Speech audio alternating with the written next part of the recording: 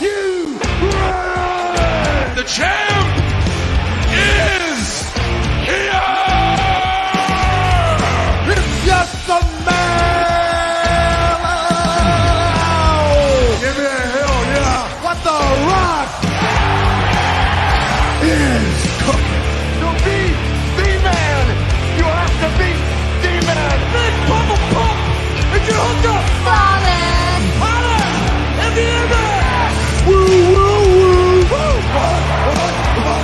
Cup of coffee in the big time. Yeah. Why am I on the little fucking screen? There you go. There we go. Now I gotta work the smile. I like it. Well, I guess hell froze over, boys. That's right. Oh man. Oh man, folks, we are back with another episode of Working the Marks. And man, let me tell you, what a weekend that was in the world of professional wrestling, man. I mean, special event and a special return. Look in my eyes. What do you see? CM Punk back in the E. Fucking what an amazing way to end the show. But we'll talk about that a little bit later in the main event topic of this evening. As you know, I'm Patty Reek, and I'm the Iron Man of Working the Marks here. I'm here when some other guy doesn't want to show up. And obviously joining me, my brother from another mother, the Pitbull himself, Macho Rodriguez. Mach, Yes. How you doing? I'm doing good, man. I'm very excited to talk about wrestling today. There's a lot that we're going to go into. It sucks that Franny's not here today. I mean, it would have been nice to see him on the show to hear all of his negativity towards the fact that CM Punk in just one 8-minute promo got more heat than LA Knight has gotten in a year and a half. Yes. Ooh, pobrecito. And we got D down there in the tiny little window. What's up, D? You look like a little fucking troll, all 5'2" of you, according to Mach. I'm just a midget, bro, hanging out in a little world. Oh, no, that's a derogatory term. It's little people. Okay, I'm right? just a little dude hanging out in a little world. Be safe. I'm working the smile today. He's working the smile. But, folks, we got a little bit of news here in the wrestling business, so we're going to start off with that. Apparently, QT Marshall is leaving AEW. It's been reported by Ringside News, which, you know, we tend to get some of our news from, that QT Marshall has decided to leave AEW. He logged on to X, and he let it off with a caption that said, "Thank you, AEW."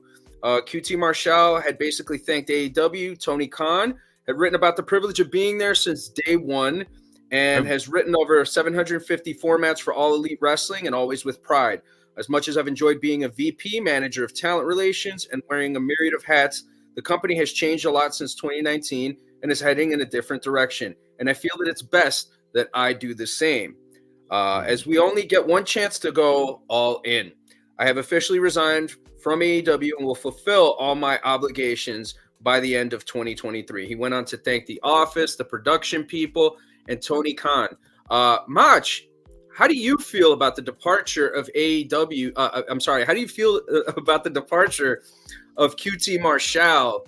And we'll kind of address a little bit more of the potential rumors of what he's going to be doing after AEW. But how do you feel about QT Marshall leaving AEW? Well, I think it's just another indicator that people are just going to slowly leave that company little by little. I think they're seeing the success that others are having in WWE. There's been a lot of people trying their best to stop wrestlers from going over to the E, whether it's, you know, talking about your life being threatened and trying to paint people as just these super toxic workers, and they go to the other company. Yeah, they go to the other company and they're super successful. Their t-shirt sells out so much where they're absolutely just like breaking the internet. I believe that's a true quote from someone from earlier today.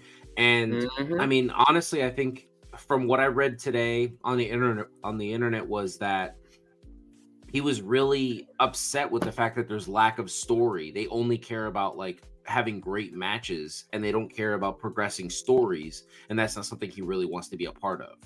You know, you can have a great match every week if you want to, but what's the point if there's no substance to it?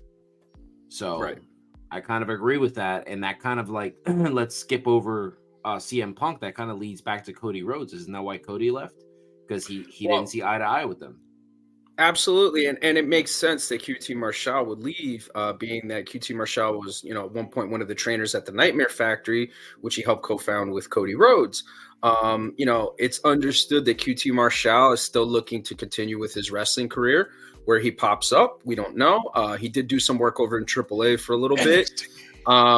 There are some rumors, yes, of him possibly popping up in WWE, but he's being offered more of a coaching role in NXT, which he's not necessarily interested in. He does want to continue to work while he can. Whether he ends up in NXT, time will only tell. But I will say this much.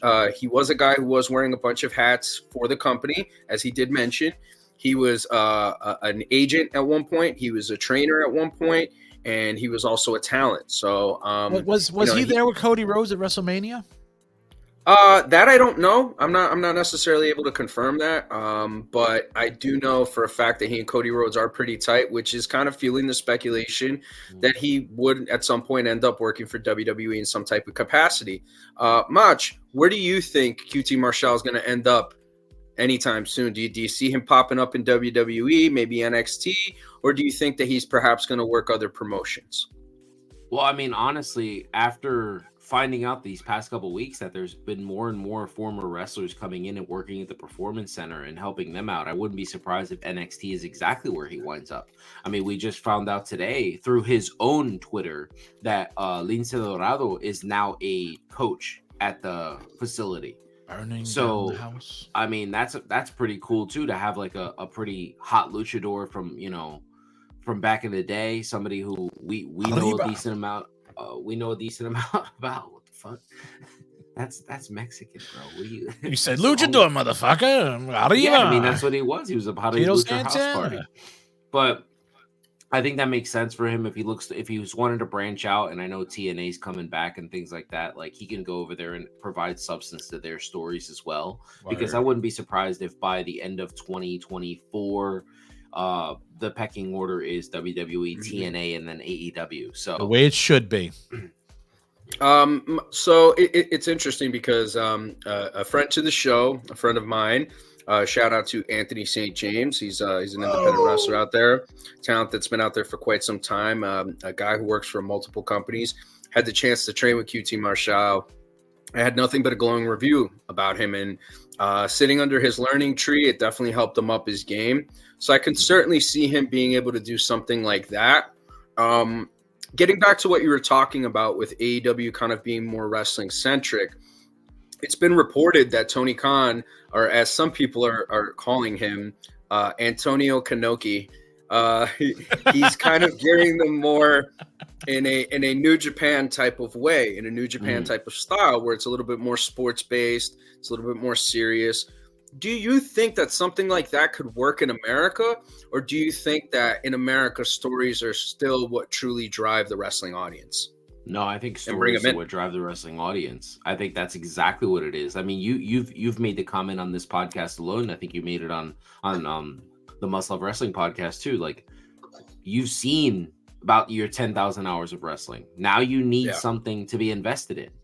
I mean, the thing is, we have that. There's an app for your television, for your phone. If you want to watch Japanese style wrestling, you have the opportunity to do that.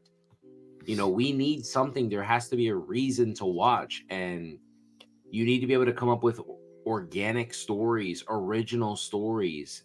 That's what drives the people in. I mean, look at what's happening right now. We're watching a repeat of old Attitude Era stories or 1994 Clash of the Champions stories with Mini Miz over there as the AEW champion. And nobody's invested. Nobody cares. Like, can you imagine that WWE came out today and said that Roman Reigns has a torn labrum and that he's got hip inflammation? Torn labrum. They would already be planning for the future. Okay, well, I guess we're gonna have to stop right now and get the title off him. Nope. You have their champion just go out there and talk. Is he still tag team champion? Cares. Is he still tag champion? Well, a little bit more on that later on, because that's certainly something in the news cycle that we will be covering very shortly here on the show. But to your point and to what I've spoken about as well, I do agree that having just a wrestling centric program isn't enough to bring in new fans or bring back old fans. What made the Attitude Era special was the fact that you had a lot of characters, a lot of larger than life characters. A lot of the wrestling wasn't really all that great, in my opinion. I think there was better wrestling during the new generation, and even further back, you could go with WWF, in 1989. WWF in 1989 was doing a lot better than NWA, but NWA had better wrestling. Nobody gave a shit, though, really. You know what I'm saying? Nope. So I think if Tony Khan wants to grow his audience, he definitely has to get a little bit more wrestling character-centric and less wrestling-centric. But I honestly don't see that happening, and I think he's going to continue to give his fans what they want, which is fine, and it's an alternative, but I don't know how that's going to fare with the networks and what they want in the long run. But that remains to be seen. A little bit of news here on Ronda Rousey. Apparently, Ronda Rousey is getting a little bit of heat with one wrestler in particular, deathmatch wrestler Effy, who wrestles for GCW, has come out and has been pretty critical about Ronda Rousey. Effy, who's known for his outspoken nature, didn't hold back in his critique of Ronda. During his Weekend at Effy's podcast, he didn't limit his comments to her wrestling ability alone, indicating that there might be other issues he finds problematic about Rousey's involvement in the wrestling industry. He said, and I quote, when I think of if I respect a wrestler or disrespect or don't enjoy or promote a wrestler, they only have to be three things, okay? The first is a little bit good at wrestling, just a little bit. The second is they have to believe that trans people are valid and respect and honor our trans friends and family. The third is they have to believe that Sandy Hook actually happened. If you cross off 0 out of 3 of those, you need to leave. But Ronda Rousey is the dumbest bitch of all time. She is not good at wrestling. Ooh. She is transphobic, and she questions the reality of whether Sandy Hook happened. And I just said it anyway. Ronda Rousey, you're a big dumb bitch. Now, this is a quote from Effy, not from me. Please, Ronda Rousey or Travis Brown do not come to beat me up. Watch your back, Patty. He said, and I quote, I got to stop talking shit, but it's been on my mind all week. And it's like, oh, well, you're transphobic and you don't believe Sandy Hook happened. You're really bad at wrestling and you've never had a good wrestling match. And here we are, just like, let's rehire her for another company. He went on to say, WCW Junior is looking great right now. The new WCW, it's fantastic. What a fucking future for professional wrestling we're creating right now. Wow, certainly quite a lot from Effy, a guy who doesn't shy away from speaking his mind, and certainly one of the toughest guys you've ever seen if you've ever watched one of his matches. Mach, a whole heck of a lot to say. Obviously, you and I, out of the triumvirate or the four of us on the show, we're two of the big Ronda Rousey fans. We're people that put Ronda Rousey over. How are you processing these comments, and what do you make of it? Well, after you reading it from beginning to end, I have to agree. I think it feels like a work. But to be quite honest, yeah, because there's no way that this dude would say stuff like that about Ronda Rousey and mean it, especially with knowing how fucking big Travis Brown is. Like, this is a man saying this about a woman. You just called someone's wife a dumb bitch. I just can't believe that it's true. I just don't believe it's true. Travis Brown has knocked out people for less in UFC, so let's be calm when we say things like this. As for the transphobia or whether Sandy Hook happened or not, I mean, listen, I'm not going to condone any of that stuff. What I will say is that what I said to you before we started the show, I don't remember her ever saying anything like that, and I'm one of her few fans that have actually traveled to go meet her. I've read her book. I pre-ordered her second book. Love's in the air. I've just never heard her say anything like that. I tried to Google that stuff, like Ronda Rousey makes transphobic comments. I have nothing come up. So I don't know. That's a pretty harsh thing, especially in 2023, to put out there about people, because that can get people canceled nowadays. You know what I mean? So I would have to imagine that it's kind of a work. I mean, Shayna Baszler is a lesbian. That's her best friend. I mean, I can't imagine that that she feels that way about transphobic people, and then she would just be so happy to be working, and having a relationship with someone like her. Isn't Jessie Duke? Isn't she a lesbian as well? Like she's a part of the community. but Mach though, if they're talking about transgender, they're not talking about lesbians or gays. They're talking about women returning to men. It is an entirely different thing. No, I understand that, but I'm saying it's all a part of the LGBTQIA. So I mean, it's not like they're. I mean, if she's saying she leans one way and not towards the other, I don't know. I mean, people are people, man. Let them be whatever they want to be. You know. I mean, she probably maybe if anything, she probably disagreed with them fighting in the UFC or something like that. Like transgender men fighting, transgender women fighting, women. Maybe that's what she probably said. Maybe once. Who knows? See, this is one of those things where I feel like we latch onto things. Like, was it about that transphobic that transgender man? Probably that. Who fought in the UFC and then broke that woman's face. Yep, cracked the skull. Because when that happened, there was a lot of people that had negative comments to make about it because they felt a certain way.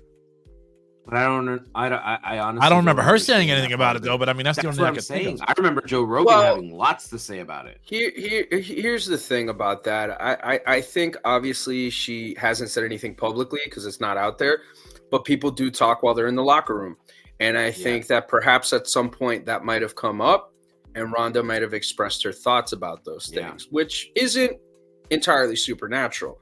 Again. People are entitled to believe what they want to believe in, folks. It's America. You know what I'm saying? It's a free country. My freedom begins where other people's freedom ends, and vice versa. I mean, that's just kind of the way it goes. For me, what I think about her comments is completely subjective. That's whatever. You know what I'm saying? I feel the way I feel. Other people are going to feel the way they're going to feel. But to me, get mad at opinions, bro. You can't get mad at opinions. It was specifically about Fallon Fox. That was her comment. Okay. It was specifically about Fallon. I mean, I think at the end of the day, women are going to feel differently about that. I think that men, and we as men aren't going to understand how women perceive that. So I think that, obviously women are entitled to feel how they want to feel about that.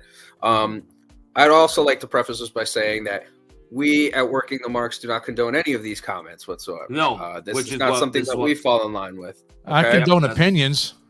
I condone opinions. I believe that people are entitled to believe in what they want to believe in, but we personally do not agree with any of what Effy is alleging that Ronda has said.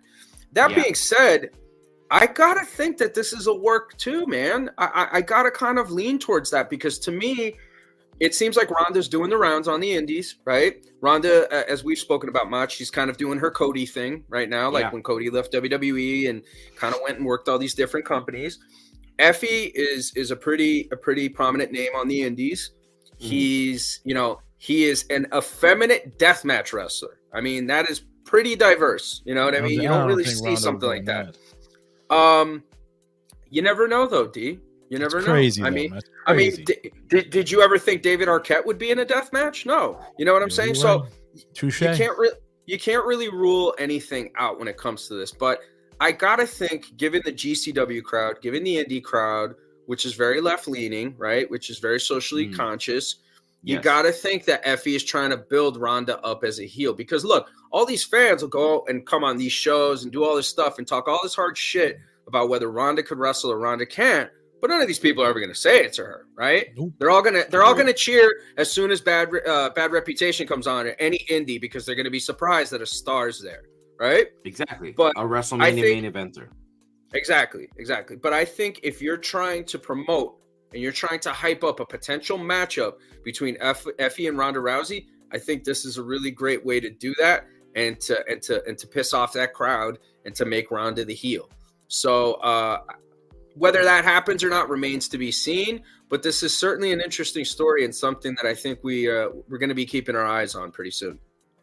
Yeah, I mean, the one thing I also want to touch on, since we talked about all like the harsh parts of his comments, what I'd like to touch on is can someone please, whether you're in like we have some people watching the show, can someone please find me an Effy match that is as good as the WrestleMania match with Kurt Angle, Triple H, and Stephanie? Not gonna happen. Can someone find me an Effy match that's as good as the Survivor Series match with Charlotte? Never gonna How happen. about even the Sasha Banks match Never gonna happen. or the Bayley match on Raw? I mean, he says on here Who? that she has to be Sweet Cheeks? she's not even a little bit good at wrestling. She's really performed well. Can someone find me a good Nia Jax match that didn't have Ronda Rousey involved? Because the last good Nia Jax match, Ronda Rousey was in there with her.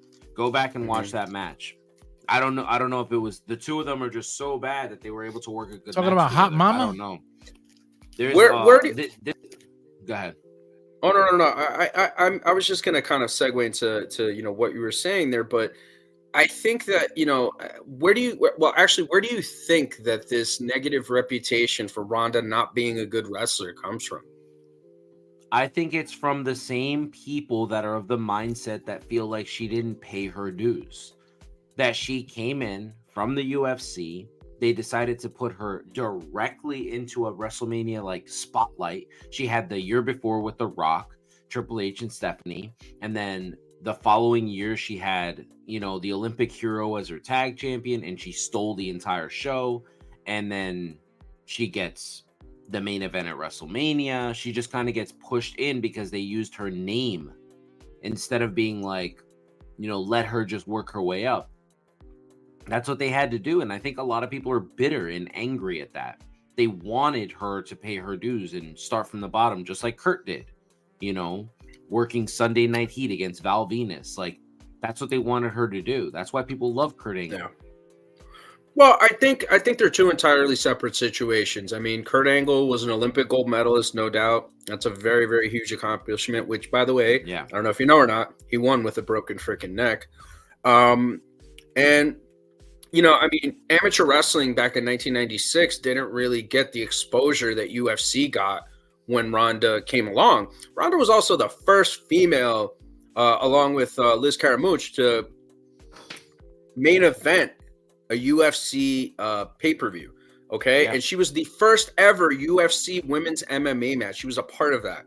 So, I mean, Ronda's a trailblazer for MMA and in that industry, and she's a pay-per-view draw. So I think the fact that she had that working for her created a different scenario than, let's say, Kurt's, who people didn't really know outside of people who really watched amateur wrestling. You know what I'm saying? Yeah. I mean, look, the NCAA heavyweight champion for freestyle wrestling could walk down the street. Nobody's going to know who he is. But Conor McGregor walks down the street. Everybody's going to know who he is. You know what I mean? So I have to push back on that. What do you mean? Everybody knows who Bull Nickel is. 3-time NCAA champion for Penn State. He might be. No, I'm talking about right now. The current. Yeah, that happened 2019. No. I'm talking about 2023, dude. I'm talking about coming up or 2022. Bo Nickel's a UFC fighter. You know what I'm saying? People know him from UFC. The point that I'm trying to illustrate is that amateur wrestling is a little bit more of a niche thing than, let's say, UFC. Amateur wrestling is for fans of amateur wrestling, for scouts, for people who are either scouting for the UFC or for WWE for the Next in Line program.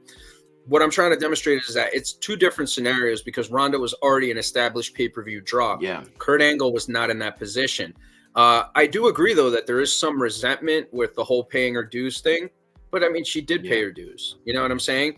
And, she certainly was afforded the luxury of having people help her, agent her, and bring her along the way. But you certainly can't take away the fact that she latched onto it naturally. But, I mean, that's just kind of what exists with her, I think. No, I agree. But there's also this lack of respect for people who have done it first.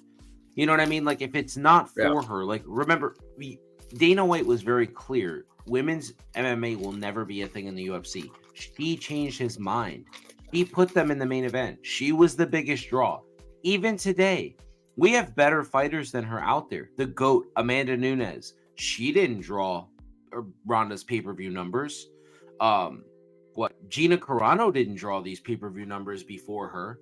This is what Ronda did. She got women to the spot that they need to be in. So now we look at them and we're like, wow, these women are amazing. Look at the way we're talking about Amanda Nunes now. When Amanda Nunes was out there, she wasn't just pound for pound the number one female fighter in the world. She was considered top 10 for men and women. That's how fucking amazing she was. Do you think that she gets that spotlight without Ronda Rousey? No. Chris Cyborg too. Chris Cyborg and Gina Carano were both Exactly. They were like two of the legit underground women's fighting stars, and they never even achieved the fame that Ronda got Or until much Holly later in their Holm. career. Holly Holm, that's was another a one too. boxing champion who needed to fight Ronda so people could take her seriously in mixed martial arts. Amanda Nunes knew it too. She knew it too when she had to get that Ronda fight. That was the fight that would get everybody's eyes on her. You know what I mean? Like, it And was. what are they always gonna doing be that. now? Nothing. Well, Amanda Nunes. What's Ronda? What's Ronda doing? A double Everything. champion. So Don't let yeah, Ronda find out. They're living pretty comfortably. yeah, That's what they're doing. They're fine. They're fine. They're, I mean, they're, let's they're think not about it. they're not recording work in the marks right now. Okay, that's what they're doing. Yeah, I mean, when I look at like, and I think that people just don't. I don't understand. They just don't have respect for stuff like that. This isn't a Nikki Bella situation where you've literally done the most minimalist stuff for professional wrestling ever, and then you're complaining and bitching and moaning that you're not being taken seriously and you're not being like talked about more on television. This is more along the lines of like, when I look at Ronda Rousey, I compare her to like Paige and Emma. Like, that's what got like the women's revolution started, their hot match in NXT. I look at what the 4 Horsewomen did. Like, that's what Ronda did for mixed martial arts. So when she came in to the WWE, she came in with this hot name and she was trying to push them along. And we've talked about this before, so I'm not going to bore everybody. Please go back in the archives and watch. But we've talked about what she tried to do for women's wrestling today in in WWE. Like, I feel like people don't give a shit about that stuff. She's not a fucking martyr. She's not sitting there. She's not like trying to be like, oh, this is what I want and you guys should listen to me. No, she's being very clear. Like, women have not been given the opportunity that they should be given. And I want to be a part of the change of that. And she was a part of the first fucking main event at WrestleMania. Like, she got them to that spot. She got the hottest superstar in the business that year, the main event of WrestleMania, just by her name alone. Becky got to main event WrestleMania. Yeah. So I think she gets a lot of unfair flack. And if anything, I would compare her more to like Brock Lesnar, because she was like the first like legitimate woman that was out there that could like really truly kick ass and draw big names. Obviously, Sonya Deville had a background in MMA, but nowhere near the level of Ronda Rousey and nowhere near the pay-per-view drawing ability that Ronda Rousey had. And getting back to Nikki Bella, I think Nikki Bella gets a bad rap. I think she played her part in helping move things along too. she also obviously played her part in erasing AJ Lee. So, well, I mean, look, I think at the end of the day, things happen in the business. Sometimes relationships don't end on the best terms. But I agree with you. Obviously these things happen, but I mean, we certainly can't, downgrade their accomplishments. You mean Hudson County's own AJ Lee?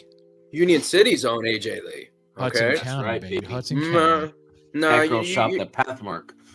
Yeah, she shopped at Pathmark. What, shopping at Pathmark, AJ Lee?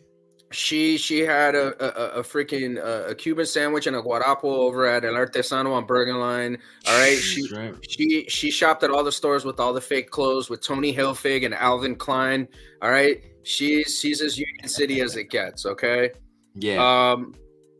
But moving on, you had mentioned something before about Maxwell Jacob Friedman, the AEW World Champion, and it's being reported again by Ringside News that MJF sustained actual injuries during the main event of AEW Full Gear 2023.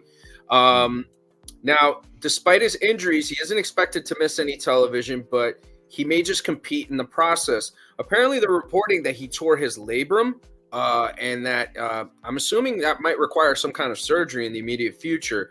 But during the Full Gear 0 Hour pre-show, MJF and Samoa Joe defeated the Guns, but retaining their tag team titles. And that was obviously before the main event that evening where he took on Jay White and defended the title there. All of that apparently they say took a toll on MJF, and he experienced a genuine hip injury and required repositioning after the match. That sounds pretty painful. Additionally, he suffered a torn labrum. And his sobbing promo at Full Gear really reflected how much pain he was in. Dave Meltzer reported that MJF had this exact same tear when he was wrestling Jack Perry at Double or Nothing in 2020. He said the swelling is down on his hip, but the pain is not down. He's hurting on the hip. The shoulder is, I guess, more of the serious of the two, but the tear is worse than that one. So it's a pretty big tear, but guys work on torn labrums all the time. It was noted that MJF will still wrestle Samoa Joe at World's End on December 30th. That being said, he may also wrestle in the interim period because that injury is one that wrestlers have worked through in the past. Only time will tell what they end up doing. Mach, what are you thinking about MJF and this injury, and how do you think this affects the short-term and long-term future of All Elite Wrestling? Okay, so I'm not a fan of Mini Miz, but for the sake of this, I'll wait. Time out. I got 2 remaining. I just want to say this segment here is brought to you by Foco coconut juice, delicious coconut juice with real coconut bits. Let me. Do you hear that pop? You heard that pop? It's like if I walked into a room and Uribe walked out. This is amazing. Let me take a sip of this. Sounds delicious. Oh my God, that is amazing coconut juice goodness. Mach, enlighten us, please. Okay. Yeah, so first off, I'm not a fan of Mini Miz, but what I will say is that he is definitely the face of that company. I think that they are jeopardizing their biggest star by putting him out there over and over. I know wrestlers work hurt. I get it. Brian's going to work hurt this Saturday. That's something that happens over and over and over. Edge has worked hurt in WWE. He had a torn labrum for about a year, and he worked hurt. I mean, we already know about CM Punk working hurt going up until the Rumble where he walked out. We know guys work hurt, but we don't need that to happen right now. AEW doesn't need that to happen. They're losing talent left and right. They're losing backstage people left and right. And they're in the spotlight for negative things right now. If I were them, I would definitely have him drop the title. Very Edge or very Roman Reigns-ish. Just kind of like drop the title, say, hey, I can't work right now. Unfortunately, my injuries are too strong. I'll come back stronger than ever. And then have the title, just give it to someone else like a Jay White or Samoa Joe, somebody who's established in that company for those fans. And don't jeopardize him, man. Go send him home to get better. Because if he gets seriously injured in his match with Joe, which I doubt because Samoa Joe is a fucking pro's pro. But if he gets seriously injured, what now? What then? Mm-hmm. What do you do? Yeah. That's the face of your fucking company. You ruin, not only do you ruin the potential for MJF and what he means to that company, but you also could hurt his future. You think Triple H wants to touch a guy that has that many fucking injuries and decided to work through them? This is a young guy. What's he, 27? Be smart, my guy. Just fucking go home. It's not a big deal. You're fine. There's this Continental Classic. Swerve Strickland is hot right now. Adam Page is hot right now. Jay White's hot right now. There's plenty of people you can put the title on. And it makes no sense to me. And it just shows, how stupid Tony Khan can be sometimes. Do you think that this is an instance where perhaps Tony Khan should step in and save a wrestler from himself? Yes. I 100% agree with that. That is something where I would say so. This is one of those things. I mean, you stepped out there, you stepped out into the spotlight, and you have all these major announcements that you do over and over. Like, dude, do this for your company. This is one of those things that MJF might be upset about because he might want to work through injury, because especially with how hot the CM Punk stuff is right now, and he probably feels like, AEW is going to catch a lot of flack for it. But dude, sometimes you just got to deal with that. Like, he's too important. He really is. They can't afford to lose him like that. He could be out for over a year. Look what just happened with Randy Orton. A small injury turned into a severe injury. You think AEW survives 18 months without MJF?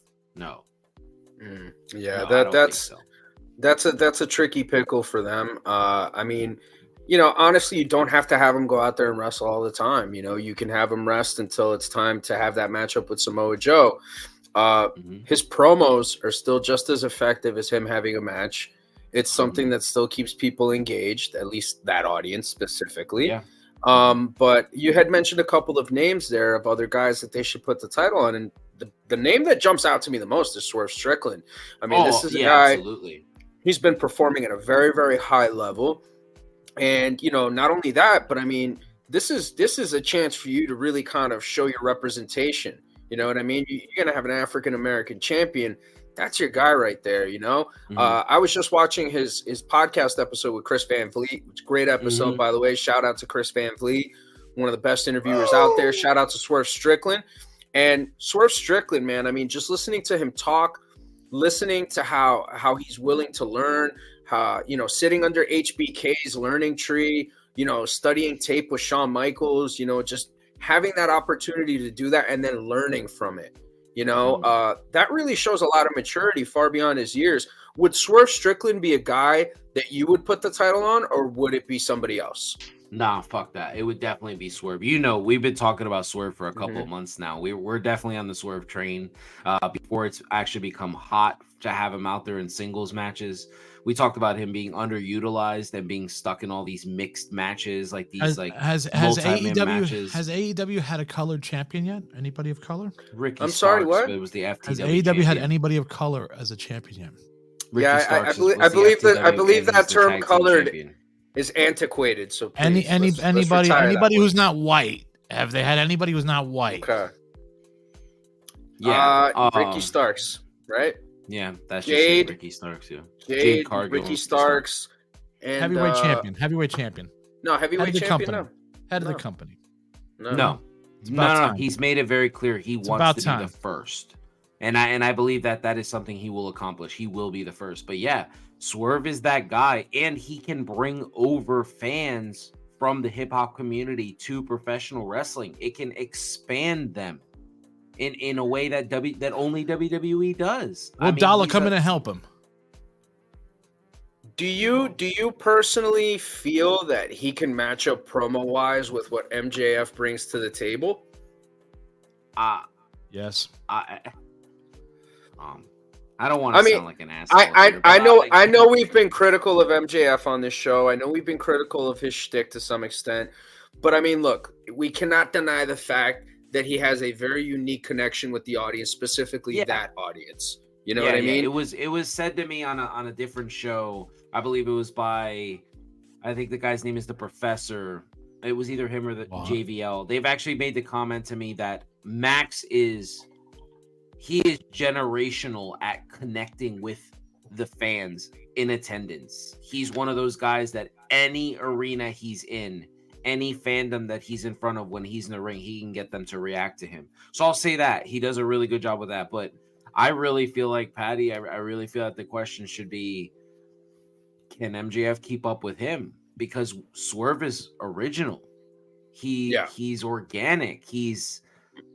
When he speaks, it's different. It doesn't feel like he's cutting a promo. It feels like we're talking right now. He's got it's natural.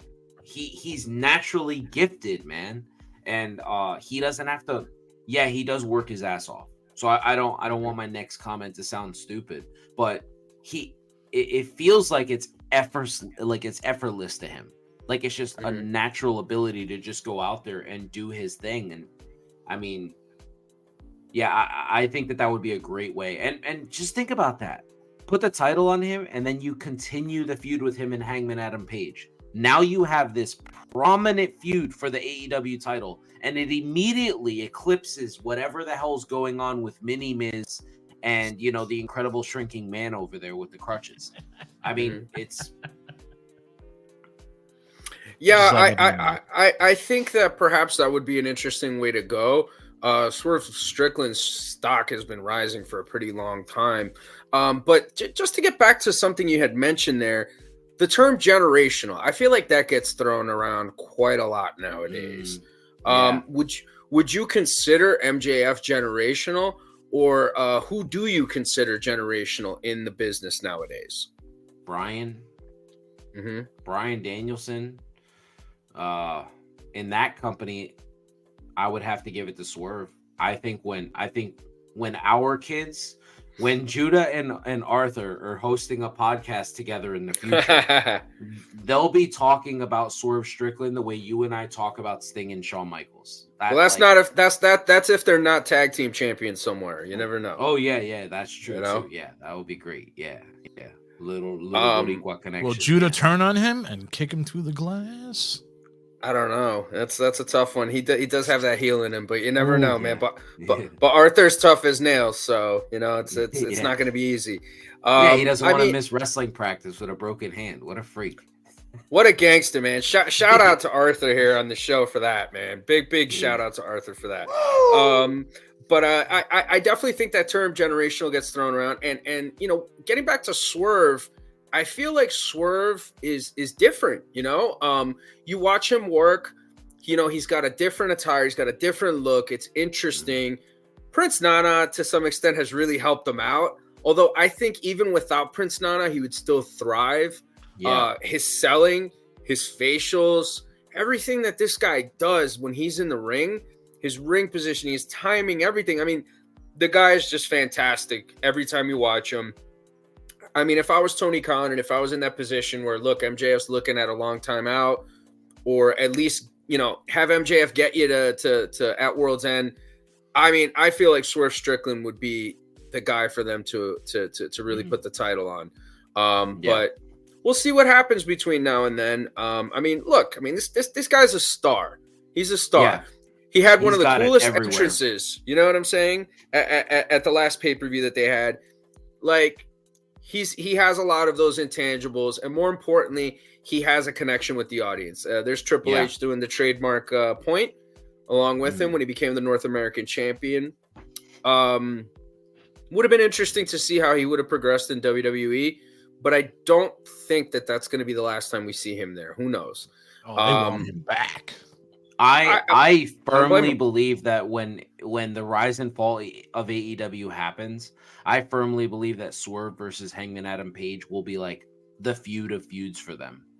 That'll be the only feud that people talk about in that company, where it'll be like, wow, we got like Adam Page versus Swerve. And I wouldn't be surprised if it continues on.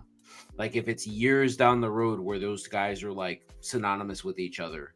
Yeah. Yeah, certainly. But we'll be keeping an eye out on that. We'll be keeping an eye out on MJF, and hopefully he doesn't get injured between now and that matchup with Samoa Joe.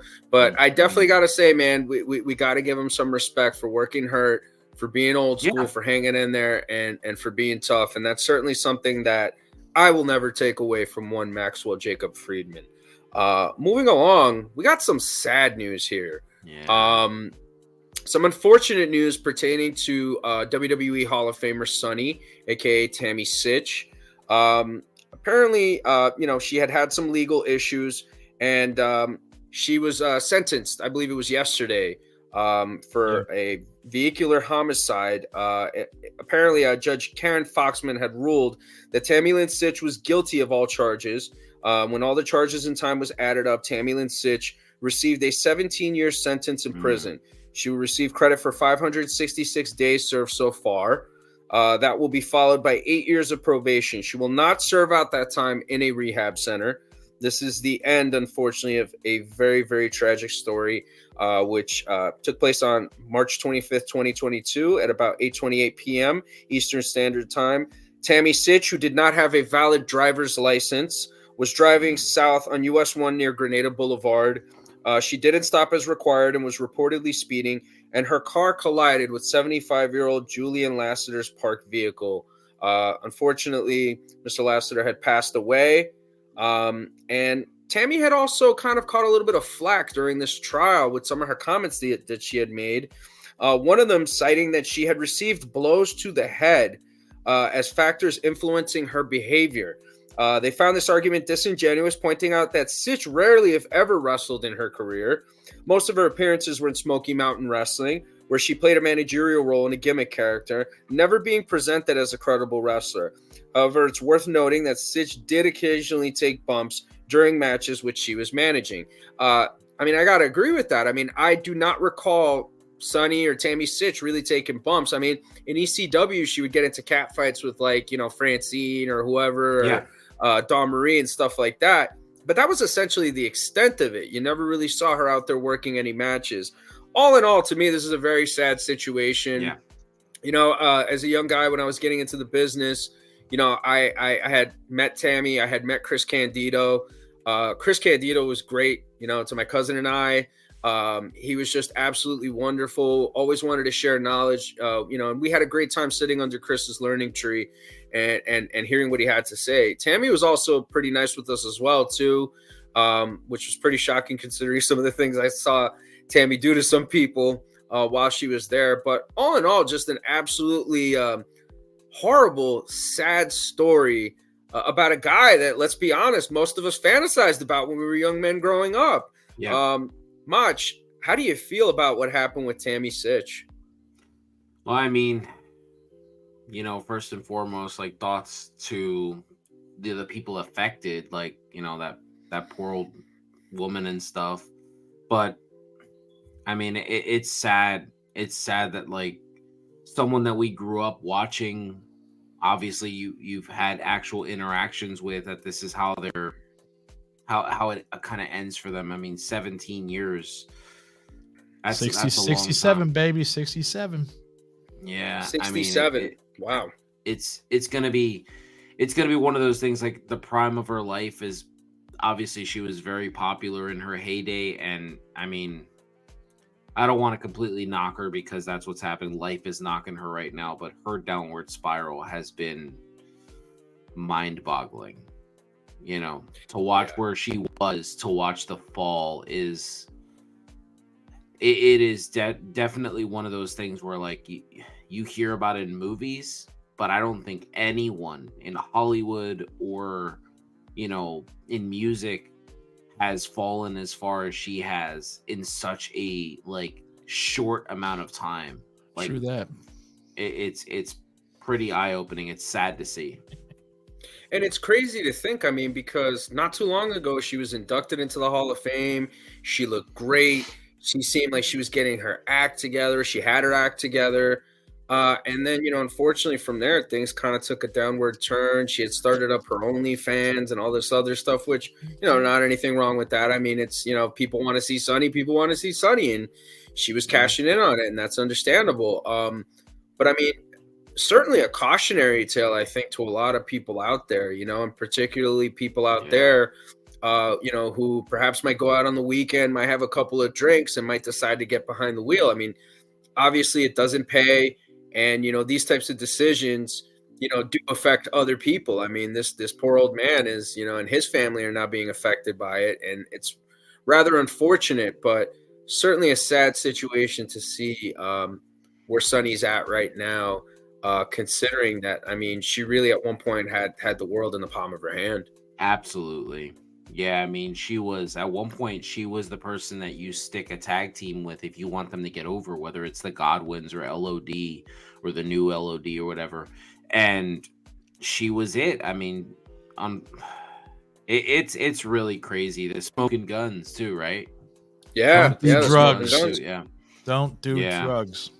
Well, we can't. I mean, not everybody has fallen this hard. It just really, really sucks that it's someone like her, especially because I don't want to say, I was just going to say that. Oh, man, we're not on his level, people. We're not on his level. Shout out, big shout out to Sean Masters, a friend to the show, brother to the show. And Sean, man. I mean, Sean brings up a pretty excellent point there. I mean, you know, she was having extramarital affairs with a lot of guys in the locker room, namely one Heartbreak Kid, Shawn Michaels. I mean, Bret Hart as well. Bret had some sunny days. But, you know, it's just awful to see. And Chris really loved her, man. Chris really, really loved her. I mean, telling you, like, honestly, from seeing it with my own eyes, you know, he thought that the sun shined out of her ass. You know what I mean? Everything that he did for her, just the kindness that he demonstrated around her, really, really sad, man. And again, I think, you know, just really a cautionary tale, not just to people in the wrestling business, but just in general, man. I mean, you know, you don't want to end up in this kind of situation. And, you know, being responsible when you're getting behind the wheel and you're having a couple of drinks is certainly something that I think people should really do. But sad to see what happened to Sonny for sure, man. More people should have jobs like mine. I can literally get fired if I get a DUI. Do you my think own personal life? Do you guys think she's gonna do the whole 17, or she'll be like 10, or? I think she'll cut a deal. I mean, I can't see her. I mean, unless she starts a prison riot. You know what I'm saying? I really hope she's being watched though. Yeah. I hope she's being watched, and I just hope she gets the help that she needs. We certainly wouldn't want to see this kind of result in a tragedy, in any kind of way. No.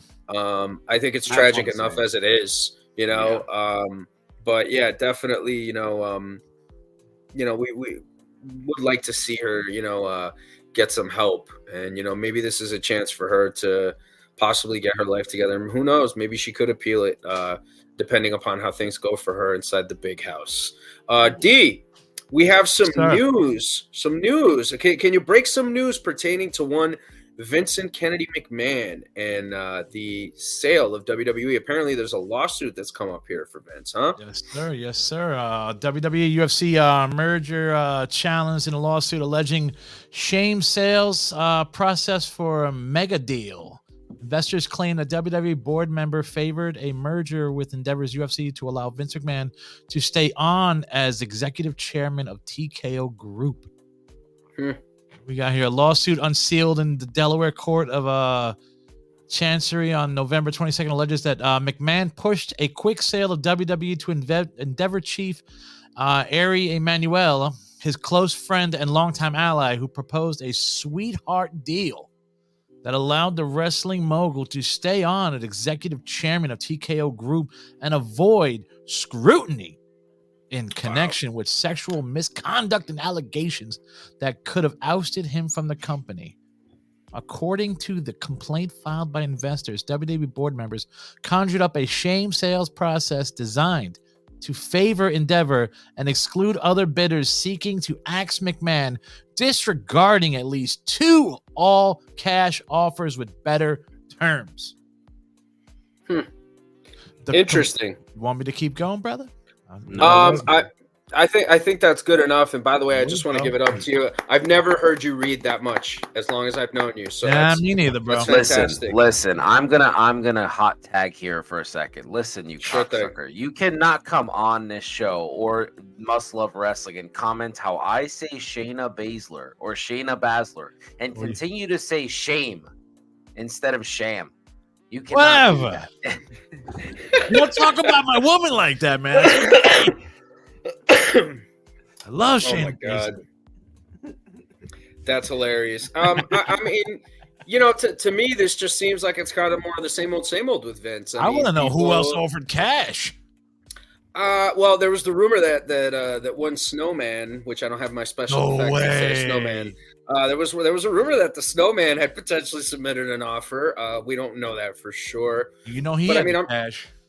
Well, yeah, I mean, I'm sure people did bid on it. I'm sure that there was a lot of big offers, but I think ultimately, this is an offer that favored obviously Vince McMahon and the WWE in general. I mean, and I think that merging these two companies is only going to be mutually beneficial for these companies moving forward. So I'm not surprised at it, but I mean, we'll see what happens. I mean, What's Vince the big deal? They all got paid. Well, I just think it's people questioning the integrity of the sale. It's people questioning the process, which is fair, and I can understand why. Can't change it now. No, certainly not. You know what I'm saying? But they will investigate it and they will look into it. And to be quite honest, I'm pretty sure this is going to result in absolutely fucking nothing, like it always does with Vince. So, I don't know. How you feel about it, Mach? I think I'll say it again. It feels like somebody's out to get Vince. They are it feels like once a month there's something new about Vince McMahon, and now we have this too. Like, yeah, I go back to like the Ronda Rousey thing. Like, there's just like no respect for who he is now. If he did all of these atrocious things, like, yeah, then he deserves all this shit that's happening to him. But it actively feels like someone does not want this to go away until he goes away. That's what it feels like. Cancel culture, brother. Cancel culture. I mean, some people might call it that, but I mean, I do think that for a very long time, you know, particularly the Mark community has been I think very CM vocal Punk is about doing their. this.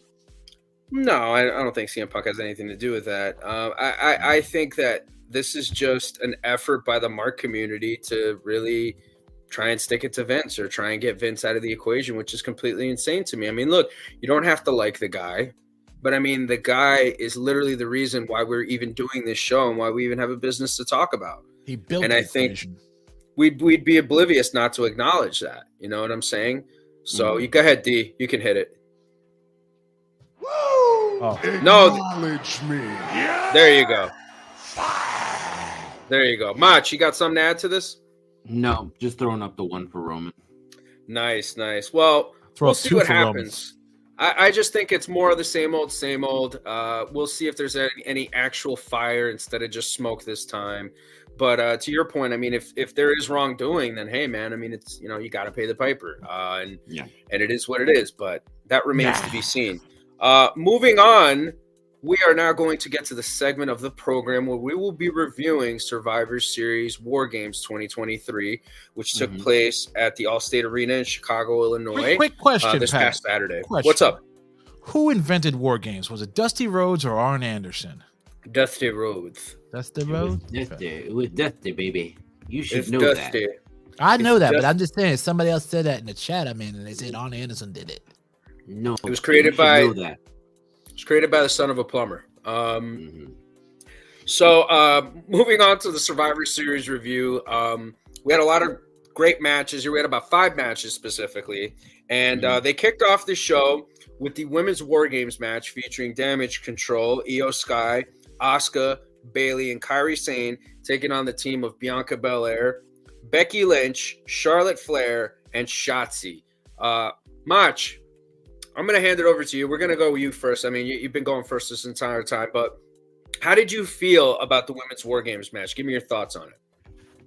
5 out of 5 empanadas. This match was perfect. There was no wasted movements from start to finish. This had a story from beginning to end. There was the Becky Lynch and Charlotte story. There was the Bayley story being the MVP of the match. There was Io's story with her selling to the crowd, almost like telling the crowd, you know, you're going to get this with the trash can spot. There was multiple layers throughout this match. Not only that, it being Charlotte Flair's first War Games match and her looking like a fucking superstar as always. This was the match of the night for me. Nothing touched this match. Nothing. This was by far, not only was this the match of the night, this might be, up until this moment, I thought Trish versus Becky in the steel cage was like the main, like that was the women's match of the year. I thought that had actually eclipsed Charlotte versus Rhea, but right now I think this is the match of the year for the ladies. I thought they killed it. Not a single one of those superstars looked bad. And what a let's talk about how Shotzi looked in this match. There was a lot to go on. She took a lot of harsh bumps. She looked really good in this match as well. And as we heard Triple H say in the scrum after, now we can start to look at Shotzi with the rest of these women. She's no longer like a lower level talent. She's always kind of had this with her. And she's had some really harsh botches in WWE, which has kind of mirrored wrestling fans to think that she's not any good. But she's better than Liv Morgan. I'll put it that way. And Wow. They're both hot. you know, I mean, yeah, Liv Morgan's just like she's like Mini Miz over there in AEW. She's just like your Wish version of Alexa Bliss. So anyway, yeah, I thought this match was phenomenal, man. Me and Arthur watched it 3 times. That's how much we enjoyed this match. I think I watched that Charlotte Flair moonsault over and over and over. It was beautiful. What a spot. And Becky and Charlotte's hug, man, brought a tear to my eye. Wow. Tear to my eye. I loved it. I was a fan of the match. I thought it was a really good choice to kick off the show with. To your point, I think it had a lot of action in it. I think it, had emotion in it. Obviously, with the Becky and the Charlotte hug, I think that was like a big emotional moment that popped the crowd. The EO trash can spot, Charlotte's moonsault. There was a little bit of color in the match. I think Becky got busted open at one point. So did Shotzi. EO caught the brunt of Charlotte's moonsault and caught the boot across her forehead a little bit. All in all, I thought it had everything that type of matchup should have. The physicality, the brutality, the storytelling. It just had a little bit of everything. And for me, I think it did a good job at it, moving along the potential conflict, the potential turmoil and damage control, with Bayley sacrificing herself to take that spear from Charlotte Flair, and which ultimately resulted in the pin with a manhandle slam off the top rope. Do you think that they're slow burning that turn with damage control a little bit too much? Or do you think that they're going at just the right pace to make this effective? I think if they're trying to stretch it out to WrestleMania for EO versus Bayley, then it's the right pace. The absolute right pace. Like maybe this was, strike one for Bayley. Almost like, you lost the match, but you sacrificed yourself so that way, one of the other girls didn't take the pin, you know what I mean? And I think honestly, the slower the better, because as was said last week on SmackDown, Dakota Kai is like the leader of damage control, and she's leading from behind the scenes. So if this leads us to her being able to work again, when her ACL tear gets fully healed, I think it's just an added layer, to the story. So I like it. I like the slow burn.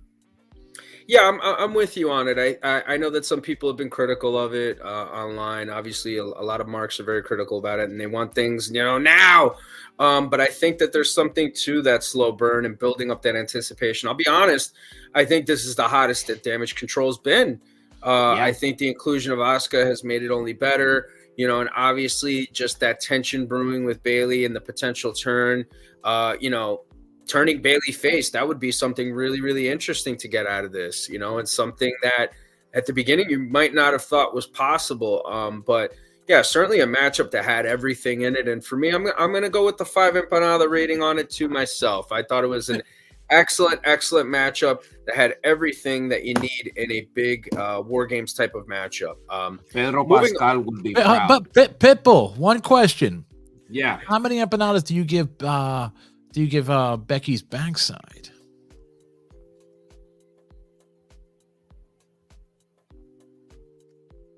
What? What do you guys know? Selling this? What's going on here? Yeah. Becky had the sweetest backside of the whole match. Yeah, I'm gonna no sell that. I'm just gonna move on. Let's gentlemen, I'm with gentlemen here. Yeah. That's what that sounds like. Moving on, we had the Intercontinental Championship being defended by the longest reigning Intercontinental Champion of all time, the Ring General Gunther, taking on The Miz, aka Mizwald Griswold. Mach, what did you think of this one? I thought it was a solid match. I thought this is par for the course for Gunther. He's going to go out there. He's going to give you a great in-ring performance. I thought The Miz stepped up his game a little bit. He looked like he belonged. And yeah, honestly, I love the mentioning of all the Intercontinental Championships of past, only to have Gunther stop Miz from tying Jericho's record by beating him with Jericho's finisher. I thought that was a great added element to the story. Yeah, I did enjoy that part of it. To be quite honest, I really wasn't blown away by this match. I expected The Miz to work a little bit stiffer. I kind of wanted to see more of that strong style out of him, but I honestly kind of felt like it was a bit of a paint-by-numbers match. Gunther obviously is fantastic. You knew he was going to go over going into this matchup. But all in all, I thought it was a decent outing by both of them, but I wasn't blown away by this. I'm gonna give it I'm gonna give it 3 empanadas. Yeah, I mean, pretty standard. Yeah, I like that. 3 empanadas. Yeah. Certainly not really too much noteworthy in this match outside of the use of the Lion Tamer. We saw the Lion Tamer, not the Walls of Jericho, aka the New York Crab. No, we saw the Lion Tamer, and I thought that was kind of cool. So moving along after that, we had Santos Escobar, who was scheduled to take on Carlito, Puerto Rico's own Carlito, taking on the replacement in the matchup after Carlito was injured, Dragon Lee. What did you think of this matchup, Mach? Well, I love that Carlito was pulled from the match because this adds to Santos and Carlito being like head to head. It just adds the element to the story. If Carlito goes in there and he has to take the L right away, then it kind of, how do you continue a feud that way? I love the way WWE has fixed stuff like that. This match was 8 minutes long. It was a standard. I mean, I like both of these guys. I think they're exceptional. This felt more like El Dandy versus La Parka, and it was just kind of one of those really just, middle of Nitro cruiserweight battles. Yeah, I think adding Dragon Lee at the point that they added him, it didn't really give enough time. Just kind of felt like he was thrown in there, which in a way protects him as well because he just gets thrown in, and Santos is displaying this new Tony Montana, character, and I was looking forward to more outside interference. Was hoping that Humberto and Angel Garza would actually come up and join him, so maybe we'll get that on Friday. And I would say I'd give this a 3. I'd give this a 3 empanada. Yeah, I'm with you on that. I'm going to go 3 empanadas on this one. I gotta agree with you with that comparison that you made as a Nitro Cruiserweight match. That's kind of what it felt like. I felt like the match with Carlito had a little bit more heat going into it. I like that they're building towards it. Obviously, I think both guys are tremendously talented. Perhaps they might have been victims of time constraints. Who knows? But Dragon Lee is a guy that I think is absolutely fantastic too. And Santos, man, the big difference for me, I've been saying this for quite some time, is that his mastery of the English language. I mean, yes, the way he's able to communicate and speak English so well, I think is really going to help him and going to help him get far as a star in the United States, and particularly for WWE. But certainly a match that perhaps could have gone a little bit longer. It got exactly to where they needed to get to. You put the win on Santos, and obviously you advance the story. Friday, we're probably going to see a little bit more of the fallout surrounding it.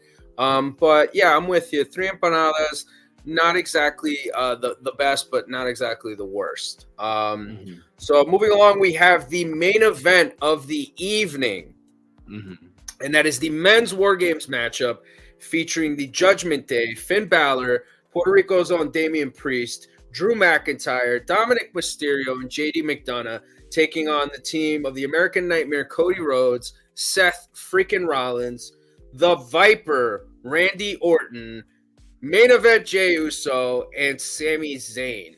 Mach, give me your thoughts on this WarGames matchup. I'm going to give this a 4 3/4 empanada. I just kind of feel like the beginning of the match was really slow. I wasn't. I felt like I wasn't really invested in the beginning. Like I was excited for it. I felt like it was more so get us to Randy. That's what it felt like. And the reason I'm knocking it a quarter empanada is because I am tired. I am tired of the fucking false cash-in thing.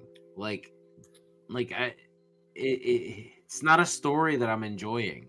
So I think we're allowed as wrestling fans to not enjoy certain things about pro wrestling.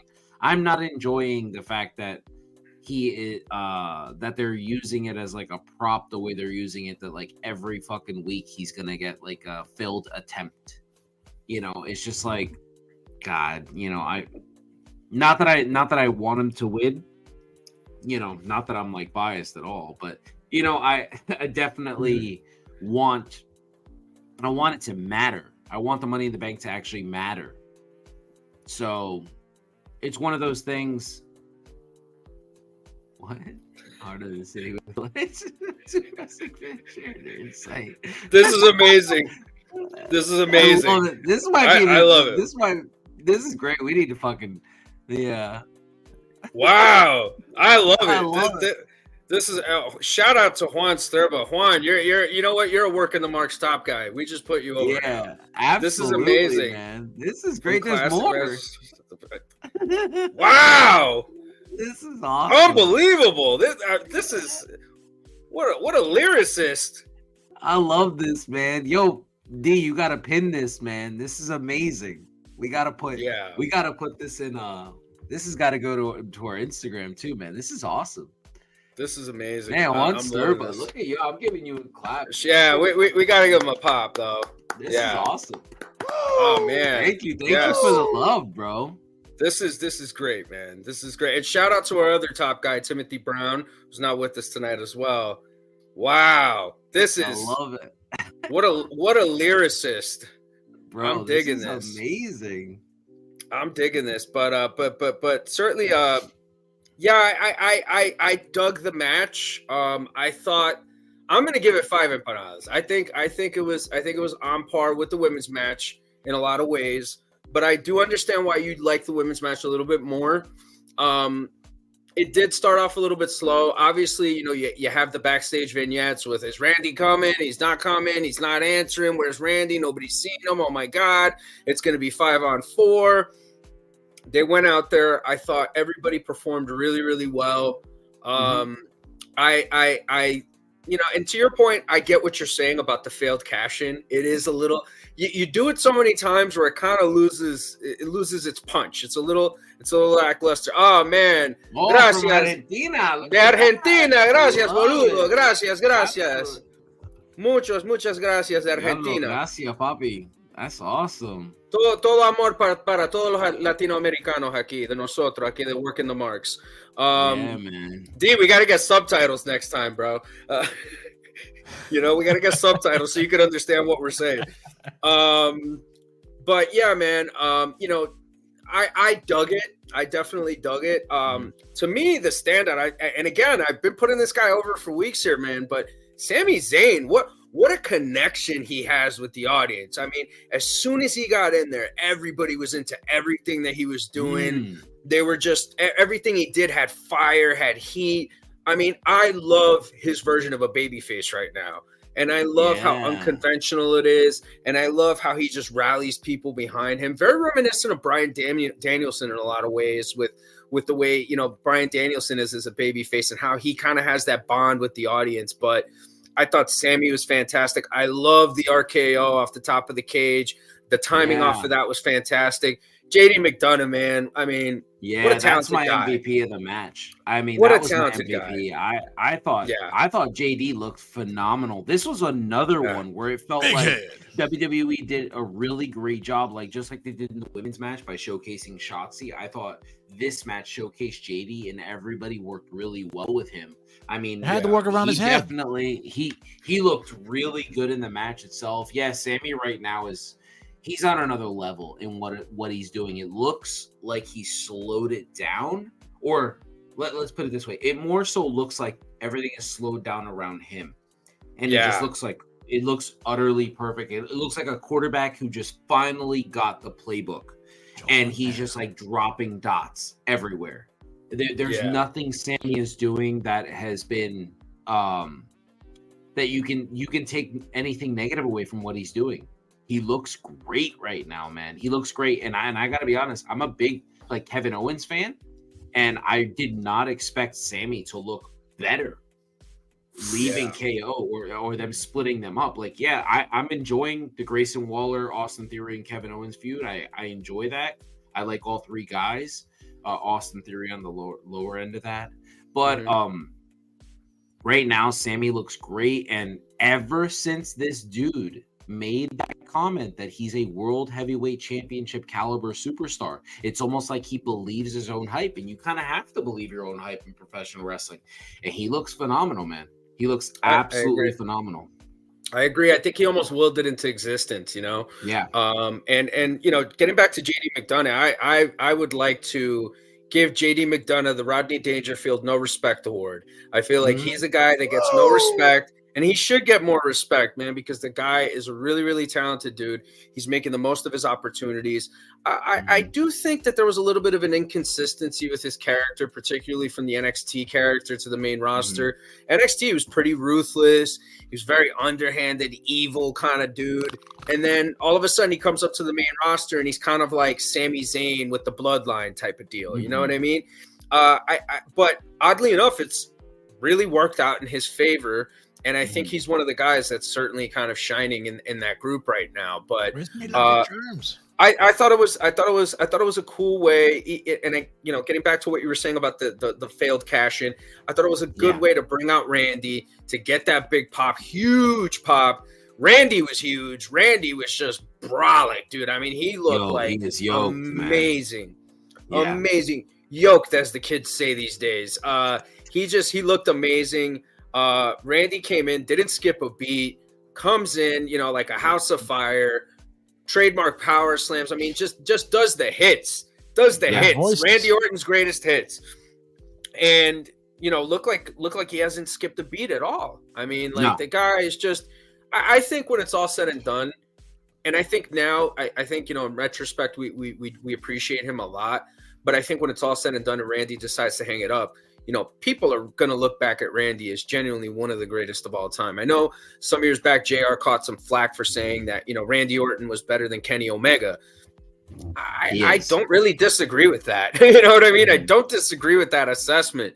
And no offense to Kenny. Kenny's a fantastic wrestler in his own right, but Randy Orton is just next level. I mean, just the way this guy is, his professionalism, you know, the way that he came back so muscular, just looking the way he did.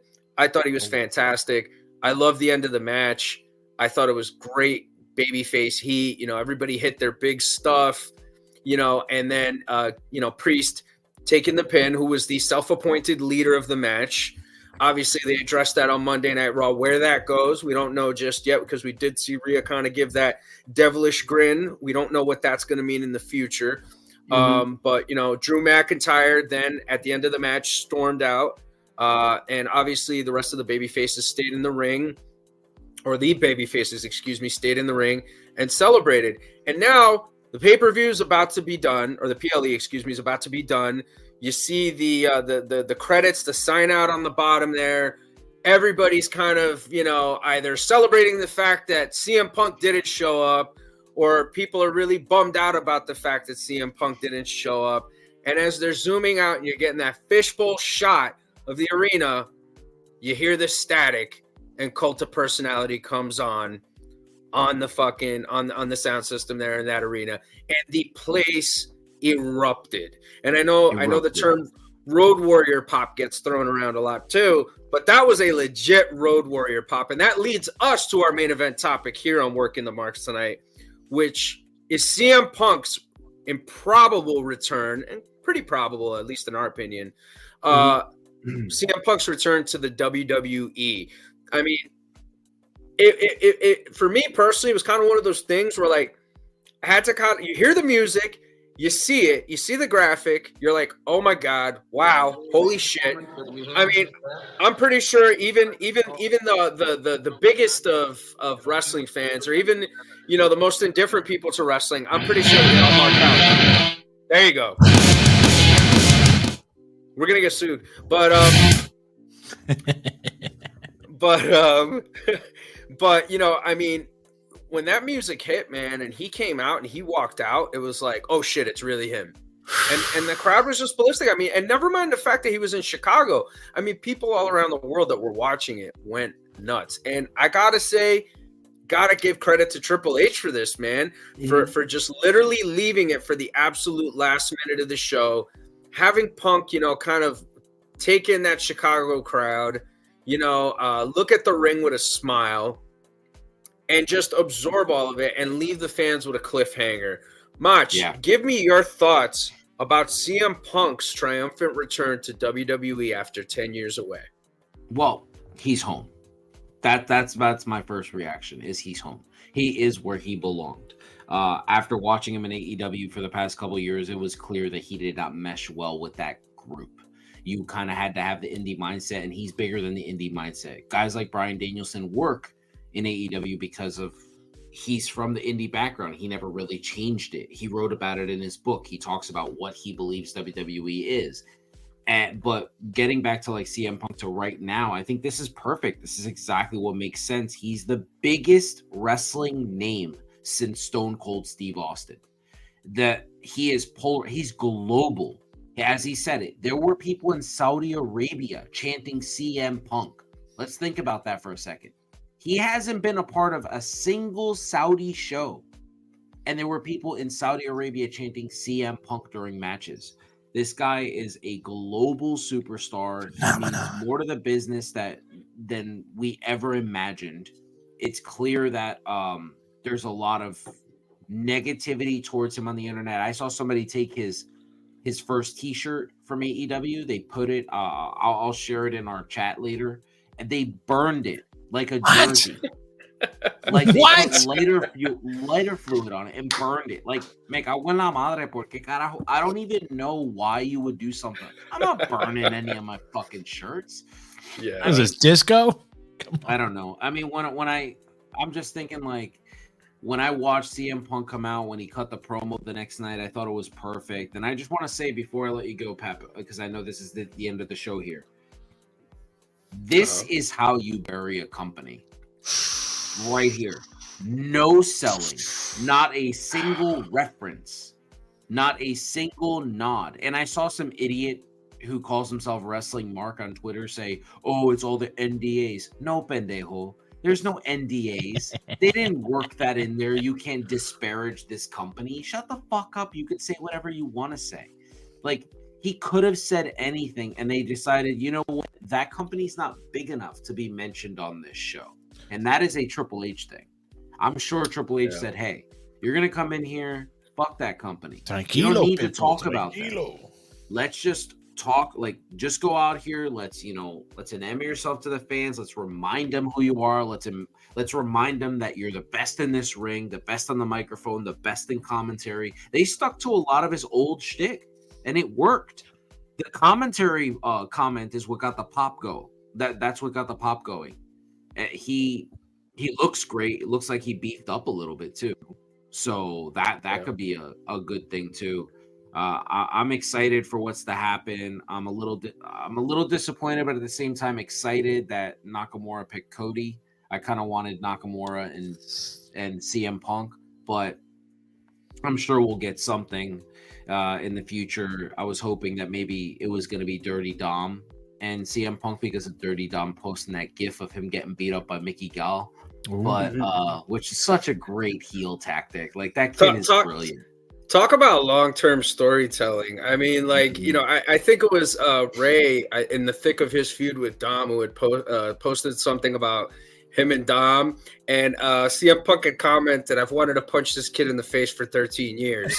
I thought that was hilarious, and that was why he was still employed with AEW. But yeah, I mean, if there's anybody that could take that young Punk and show him a lesson, it's certainly CM Punk, who doesn't take any shit from anybody. I mean, he introduced the world to Darby. Yeah, I mean, he. I mean, look, I'm not gonna sit here and say that I enjoyed all his stuff in AEW. I didn't. I'll be honest. But as far as it goes with being a big star and going there and providing his star power and doing things to help, introduce younger talent to people, I think he did do that a lot for them. Eddie Kingston said it. And I'm not gonna say that, like, I'm not gonna shit on his work in AEW because I'm not gonna do that, but I will say that for me personally, it's not so much that I didn't like it. It's that I always looked at it and thought to myself, you don't belong there. You belong in WWE. You belong in the big time. You're I can vouch huge for that. fish. You have been saying that since after his debut that he does not belong there. He doesn't. Yeah. He doesn't. He's a fucking megalodon in a fish tank. You know what I'm saying? Like it makes no sense. It makes no sense. But I understand that, that's the opportunity that was given to him. That's where the money was, and obviously at the end of the day, which, he did say at the end, he's there not to make friends. He's there to make money. Getting back to what you said about him, not giving AEW any recognition or not mentioning it whatsoever. Apathy is stronger than hate. You know what I'm saying? When you completely ignore something and don't pay any attention to it, that burns a lot more than just being hateful and going on this rant. Now, at some point in time, you got to think, especially with the little seeds that they're planting, right? Him mentioning a certain wise man, his, Seth Rollins, obviously, with him behaving the way he did, flipping him off at the end of Survivor Series. You've seen all the fan videos that have gotten out there.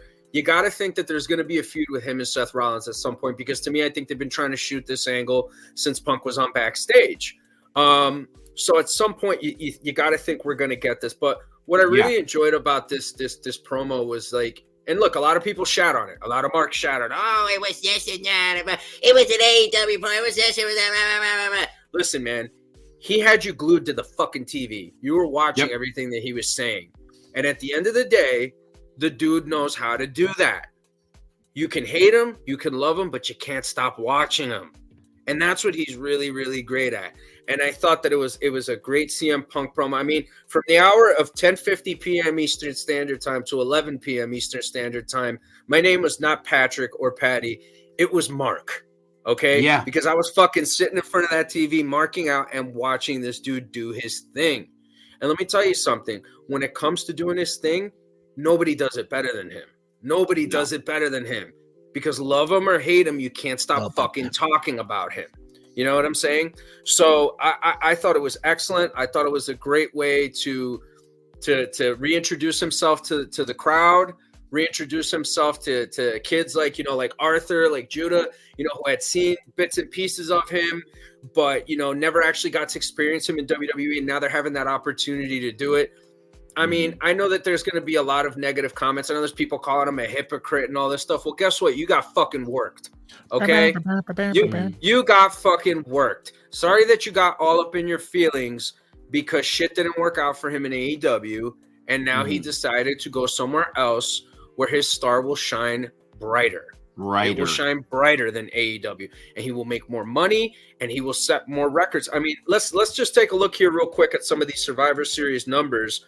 Because, I mean, you want to talk about record breaking. I mean, and I know a lot of people are going to say this is gimmick, but let me tell you something. WWE has nothing to lose or nothing to gain by making up fake numbers. This isn't like a fake attendance for a stadium show.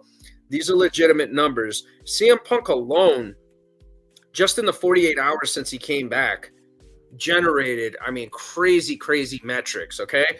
This Survivor Series was the most viewed Survivor Series of all time. It was the largest gate in Survivor Series history. It also set a Survivor Series merchandise sales record.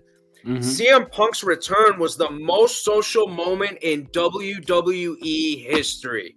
Okay? And the sponsorship revenue was up 24% from 2022. I mean, this is all incredibly believable. And let's not forget the biggest cherry on top, the double point with Triple H and CM Punk with the caption, I guess, hell's pretty warm right now. What was it? It's pretty cold in hell, I think it was. What was the caption? Hell froze over. I guess hell froze over. So, add one more stat to that. Since the most liked picture, right? Yeah. I want to add one more stat to that since Franny couldn't be here tonight because he was on a hot date. I want to do this for you. Since Saturday, CM Punk is the lead. He has the hottest shirt in WWE shop. It's the number one selling shirt in WWE shop, as announced today. He is already number one in merch sales with one fucking shirt. I'm not surprised. I am not insane, surprised. Bro. I'm not surprised. if I could just say one thing on here, because I don't want to forget about it, because Patty, you actually said this on this show a while back. I mean, holy shit, Billy Body called it's almost like he had a premonition. He called everything that happened at Survivor Series. If you remember correctly, the report that you had said on the show, they were going to give him a t-shirt, they were going to show him to the crowd, and go on from there. And it worked exactly that way. Well, I mean, he had reported the Nakamura match, actually. That was what was initially reported. But yes, to your point, yeah, he did mention that. And look, Billy's the most reliable guy out there. People could love him, people could hate him, people could feel however they want to feel about him. Dirty Sheets always gets it right. Not Meltzer, not Alvarez, not any of these guys. Again, you don't have to like what the guy says, but when it comes to wrestling news, shambles right now. The guy's spot on. Alvarez, they're definitely in their feelings, and they're definitely upset because, I mean, these are very pro AEW guys. These are guys that CM Punk confronted about the bullshit that they were reporting, trying to fuck him and the company over, when they were trying to sell a big main event. And for what? Why? Because you want to impress the Rancho Cucamonga boys?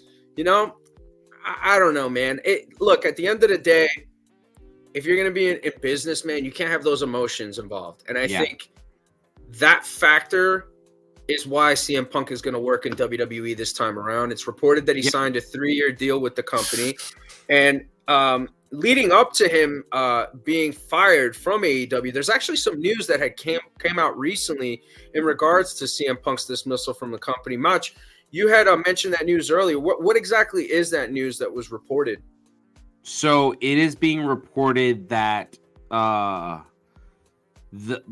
Danielson headed up AEW Disciplinary's committee that ultimately led to the decision of terminating CM Punk from his contract. And I just want to be clear about this. In regards to the situation with Bryan Danielson, Danielson was just a glorified messenger. He shouldn't take the blame here. If anything, this would be very difficult for him, being that he has a relationship with CM Punk himself. This is just another situation of Tony Khan lacking the balls. He's the boss, and he was there at Wembley. He is the disciplinary committee, and he's just using Bryan as a scapegoat here. Honestly, I feel bad for Bryan because he'll get the heat for this by the internet wrestling community, but anybody who's too short-sighted to see that Tony Khan is the real problem right now, they're just going to look for somebody to blame. And it's really telling to me that news like this would break, especially after Bryan tweeted what he tweeted today or yesterday about how sometimes decisions aren't made. I'll read his tweet aloud here. See what he says here. He said, "My dad always told me the right thing is often the hardest thing to do.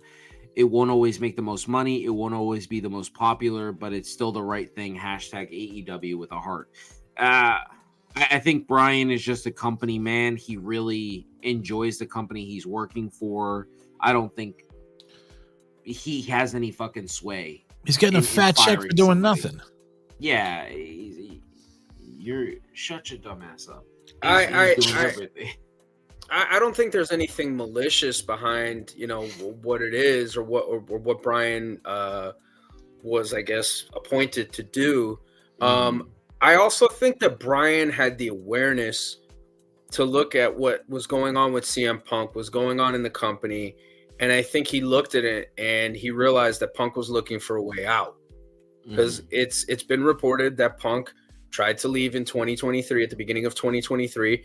There was the infamous incident with Punk showing up at Monday Night Raw in Chicago, where it was reported that he had a conversation with Triple H and said hello to some people, namely The Miz as well. I mean, he wanted out. Yeah. I think he went to AEW. He saw what it was about, and it wasn't what he thought it was going to be. And he understood that, there was more to do, and there was more that he could do. The other thing too is, I mean, Punk's not 20-something years old, man. Punk's in his mid-40s. You're not always going to be able to be in the condition to wrestle, and you want to maximize your name and you want to maximize your chances while you have them. And I don't blame Punk for wanting to leave, but I think Bryan Danielson also saw that, recognized that, and said, hey, this is an opportunity for him to get what he wanted. That being said, it still doesn't negate the fact that there are major structural issues in AEW, and there are major issues with the young talent and the veterans. And I think that there's a bit of a generational disconnect perhaps with certain people. I mean, look, Bryan Danielson's not like CM Punk in the sense that Bryan Danielson's going to tell somebody to go fuck themselves. I'm sure if push comes to shove, he will, but he's typically going to look for a more peaceful resolution. CM Punk is not that kind of guy. He's going to tell people to go kick rocks if it calls for it. And when you have a young wrestler who has a big head, who quite frankly really isn't as good as his ego fucking tells him he is, and you want to run your mouth at a veteran and you want to try and show him up on pay-per-view, you're going to deal with what you're going to deal with. But again, I think there's a lot of details that we don't know. I think there's a lot of context that perhaps we're missing.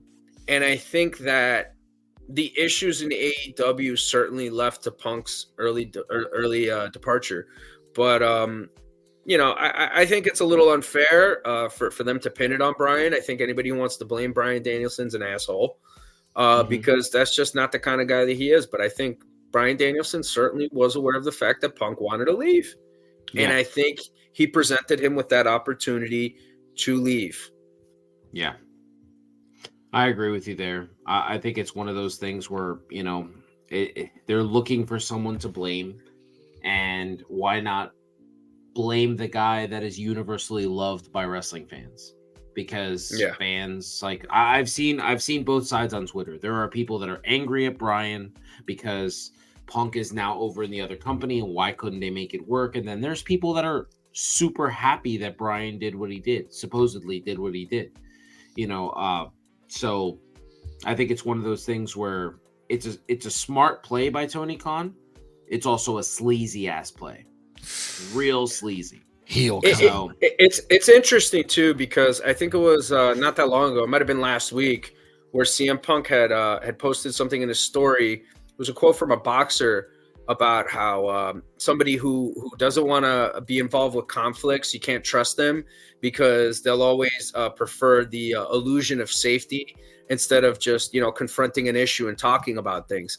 Some people might have thought that might have been aimed at Tony Khan, and given what we've just learned now with Bryan Danielson and his involvement with the disciplinary committee, it kind of seems like it does make sense and it kind of does line up. But I mean, look, at the end of the day, I personally feel like this is a huge loss for AEW, and I feel like Triple H and CM Punk have rehashed their differences. And have rehashed them enough, at least, for them to be able to do business together.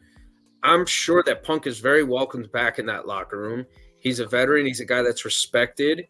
He also shouted out Union City's own AJ Lee in the promo and mentioned that she's fabulous and she sends her regards. I just think that it's a better fit for him. And I think that we're the best of CM Punk is certainly yet to come. And I think that this build for WrestleMania is going to be an all-timer, man. And what they end up doing with him between now and then, I think is going to be really, really good, because you have a guy like Triple H who understands what he has in CM Punk and how to maximize that. So there's that infamous picture, the most liked picture in WWE social media history. Let that sink in, folks. Let that sink in, because WWE social media has been around for quite some time. Okay, and that is the most liked picture in WWE social media history. So it tells you everything you need to know about it. But I'm certainly excited for it. And I'll tell you right now, I'm gonna call this now. I think at some point or another, Paul Heyman is gonna end up back with CM Punk. We're gonna see that reunion, and I think that CM Punk is gonna be the heel working a babyface Roman Reigns. I genuinely feel that is going to happen. We have been thinking about this for a long time. This is one of those things. This is the best way to get Roman over as a face, because no one can work heel like Punk. He can get this to happen. This is something that he can make work. Would you compare him to like a 97 Shawn Michaels in that sense, where like he's that guy that could go out there, the crowd could cheer him, but at the drop of a hat, the crowd will boo him out of the building and want to kill him? I would go a step above that. There's one guy who has that ability, who had that ability to make that happen with just one look. Lex and Luger. that was Eddie Guerrero. Eddie had this ability to jump from face to heel in a way that we hadn't seen before. We saw shades of it with Owen Hart. Owen was able to do that. But, Owen. Yeah, Roddy Piper too, to some extent too. Roddy Piper was another guy. It was one of those things. Like I would definitely put him in that category. Yeah. But like obviously, 97 Shawn was a heel because the dirt sheets made him a heel, and then. But Shawn could also literally at any point in time drop that shtick and do something, hero-esque, something that a babyface would do, and the crowd would get right behind him immediately right there. Obviously, there's pictures of the late, great Eddie Guerrero, who we all very much miss still to this day. We have the pleasure of watching his son kill it with the Judgment Day, so it's amazing. Oh, look at that little troll right there. I think that guy and Dee are the Deadbeat same Dad. Yeah, Deadbeat Dad. Yeah. Unbelievable. Deadbeat Dad. And there's the Ultimate Edition figure of Eddie Guerrero, which, by the way, is one of the nicest figures I think I've ever seen. I just think that Punk brings so many intangibles that are kind of missing in WWE, but just that ability for him to just people pay attention to him, man. People latch on to every word. He's, in my opinion, the greatest speaker of his generation. Yeah. Bryan Danielson is obviously the best worker of that generation. AJ Styles very much in that conversation as well, too. Certainly can't take that away from the phenomenal one. But Bryan Danielson's the greatest worker of his generation. And CM Punk is undoubtedly the greatest talker of his generation. I'm excited, man. I am genuinely excited to see where this goes. And I think that this is just another coup for WWE. Another star, another weapon that they have available for them to be able to do what they're doing, and for them to be able to continue to just really function at a very, very high level. So I'm very, very excited. Just one last thing here before we call it quits here. I know we're working a little overtime tonight, but there was a lot to talk about. What is one thing that you want to see out of CM Punk in this upcoming run, Mach? Ice cream balls. WWE. I want him to get what he has been asking for the past 10 years. What's that, brother? What is that? His main event at WrestleMania. I think that's he will. What I want. Fuck yeah. I think he will. I do.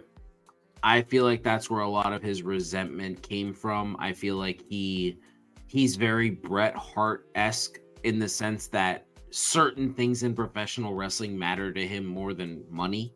Scott Hall said it all the time, like Bret would rather be the world champion than be the highest paid guy in the business. And I feel like that's how CM Punk looks at the business. Obviously being a big Bret Hart fan myself too. Not as big as him and FTR, obviously. But when I look at Punk, I feel like that main event matters to him. And I think he probably said in his contract, if I could just kind of be like a fly on the wall, or pretend to be, I'm pretty sure that he will do anything Triple H asks him to do. He'll put over anybody, but I think he definitely worked that in. Like, dude, I got a main event WrestleMania, like just night one or night two. Perhaps, but you know what? I think at the end of the day, Triple H I think has the awareness to see that you gotta kind of let it marinate, and you gotta see where it gets to. Because you might have a main event in mind, and you might have something else on the card that same night that might be hotter and might have, the crowd more invested than, let's say, that main event. You know what I'm saying? Or that potential main event. So, but I believe without a shadow of a doubt that if it is going to in fact be CM Punk and Seth Rollins for the title, that's going to have all the heat necessary to be the main event of night one. It really, really is. And especially with Punk's promo ability, with Rollins and the character work that he's done thus far, I feel like this is going to be, it has potential to be an all-time classic. It really, really does with the two guys involved. And I'm incredibly excited to see where they go. We could get Nakamura and Punk at some point in time, but I think we just got to enjoy it as it comes, and we got to trust in Triple H. And, as the kids say, we got to let him cook. And I think that Triple H is definitely going to be cooking up a mean gumbo heading into WrestleMania. Before we sign... Oh, no, go ahead. I was just gonna say, if they ever make a movie with CM Punk, like his life story, I look forward to Pedro Pascal winning. Yes, you have to do a dig at the end, right? You have to dig at the end, right? I like it, and also I would like to say on this show, we as Puerto Ricans, Macho and I, we would like to adopt CM Punk as a part of the Puerto Rican community, being that he is married to AJ Lee, who is a Puerto Rican, and we would like to adopt Carlos Miguel Punk as a fellow Puerto Rican, as a Boricua. He has visited the island, okay? He has worked on the island, and we consider him a part of the Boricua community as well. Will you buy him a slice of pizza from his famous pizzeria you have in Union City? I don't know about that, but I certainly will take him to get some alcapurria, some bacalaíto, and definitely some arroz con gandules and some pasteles. So. And if anybody's asking, because he's also married to a Puerto Rican woman, we have already adopted Baron Corbin, and we have already adopted Randy Ortega. So we're good. Yeah. Wait, you're missing one. You're missing one. Who do we got? Who we missing? Selena Vegas hugging. Selena Vegas. What about Mateo Hardy? Mateo Hardy, Mateo Hardy, that's right. We got man. These guys. They're all Puerto Ricans. They're all Puerto Ricans. We love them all. We love them. Absolutely. Yeah, so they're all adopted Puerto Ricans, yo, and que bonita bandera. That's all I gotta say. In terms of all of these people, we love all of these wrestlers first. But in terms of Mateo Hardy, I love his wife more than I love him, though. Oh, nice. Reba Hardy's amazing. She's a goat, bro. She's the goat. Great mom. Somebody's ass. Great mom, and she's a gothic queen. So let's leave it. She's a Mets fan though, but whatever. We'll let it slide. She's from Queens, so it's all right. That makes sense then. You know what I mean? That's all right. Yeah, they got some bodies over there too, so it's okay. Max, before we sign off, go ahead. Yeah, what do you need? No. What were we gonna say? Eddie Murphy wore what?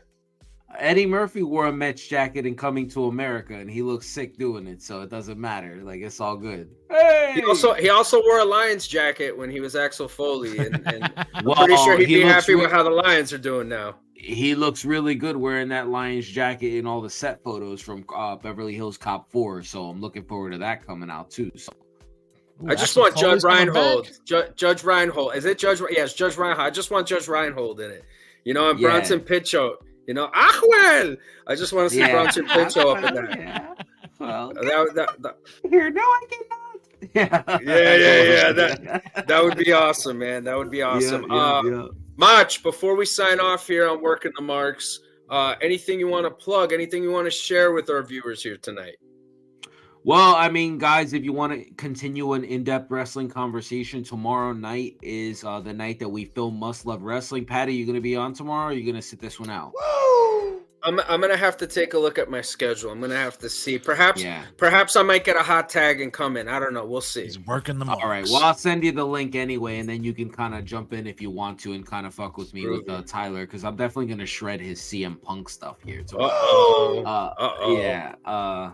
But yeah, I mean, that's pretty much it, guys. Just follow me on the TikToks if you want. It's at Macho Rodriguez, and you can follow me and hear all my comments and interact with me there. TikTok is easy to interact with people because you can DM me.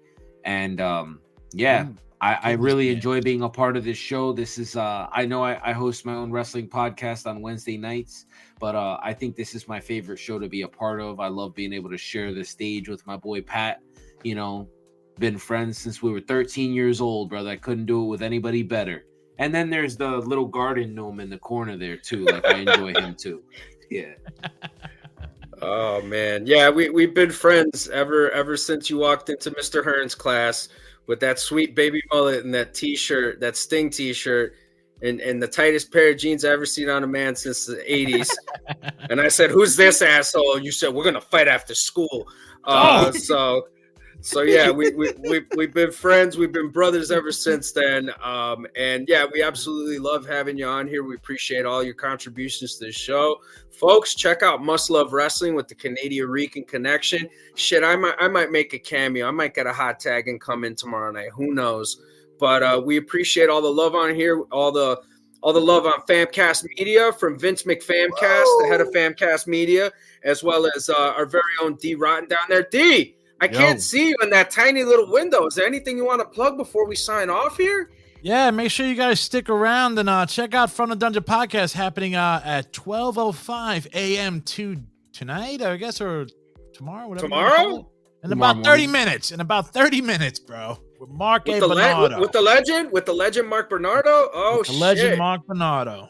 Shout out to the legend Mark Bernardo, man. That's Pearl OG Studios, right there. Was he Pearl? He calls himself Pearl Studios. I don't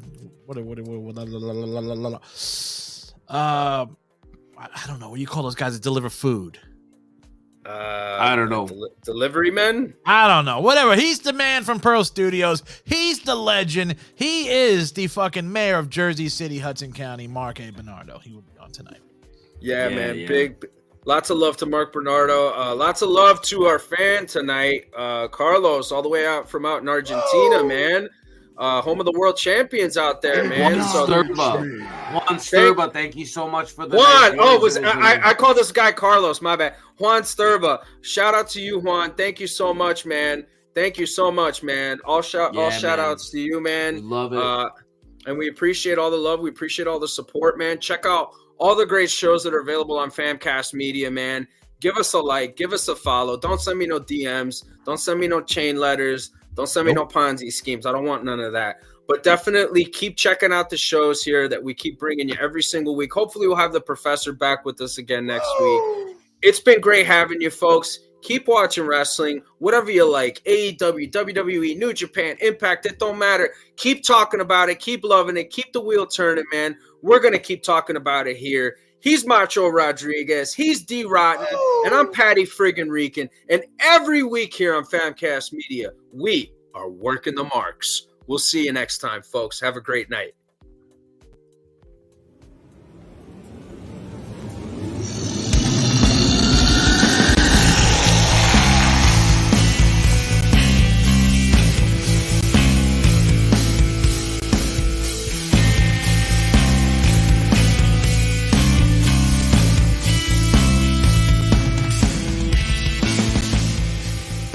Famcast Media, bitch.